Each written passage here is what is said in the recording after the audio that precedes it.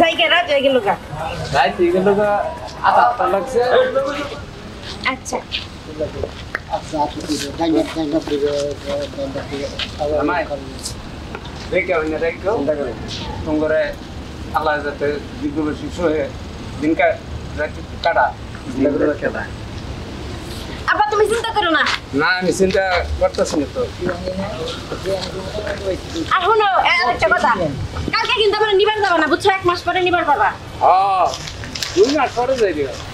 আব্বা ভালো থেকে তাহলে। হ্যাঁ আচ্ছা ঠিক আছে যাও।